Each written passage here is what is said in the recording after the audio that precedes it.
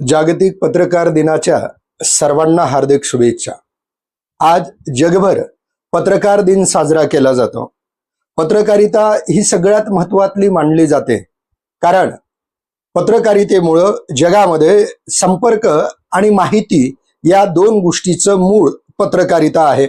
म्हणून तर लोकशाहीमध्ये शासन संस्थेचा प्रसार माध्यमाला हा चौथा आधारस्तंभ मानला जातो। म्हणजे समाज व्यवस्थेमध्ये समाजाला दिशा देण्याचं, शासनाचं धोरण ठरवण्याचं आणि समाजाचं नियमन करण्याची दिशा आखण्याचं काम ही पत्रकारिता करत असते। आज ही MPSC UPSC करणाऱ्या विद्यार्थ्यांसाठी हिंदू पेपर इंग्रजीमधलं दैनिक आहे आणि लोकसत्ता मराठीमधलं दैनिक आहे।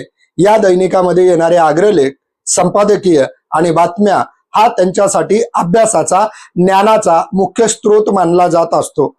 मुळामध्ये समाज हा अपडेट राहण्याचं काम आणि समाजाला करंट अफेअरच्या बाबतीमध्ये फक्त विद्यार्थ्यापर्यंत नाही, तर प्रशासनापासून शासनापर्यंत, शेतकऱ्यांपासून मजुरापर्यंत या सगळ्यांना एक उत्सुकता असते की काय घडायला लागलेलं आहे।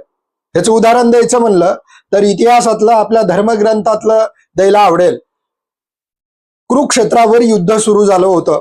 त्या युद्धामध्ये काय चाललंय आणि काय होतंय ह्याची उत्सुकता डोळे नसलेल्या धृष्टराष्ट्राला होती आणि त्यांनी तो प्रश्न संजयाला विचारला।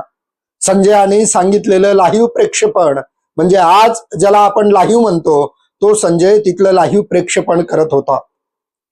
महर्षी नारद आपल्याकडं दोन गोष्टीनं प्रसिद्ध आहे।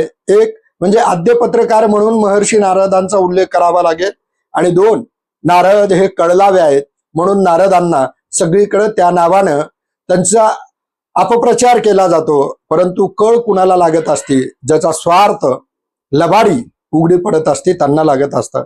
शेवटी सत्याच्या मार्गाने जाणं, सत्य समोर आणणं, सगळ्यांना जाग करणं हा पत्रकारितेचा धर्म आहे। तो धर्म नारदांनी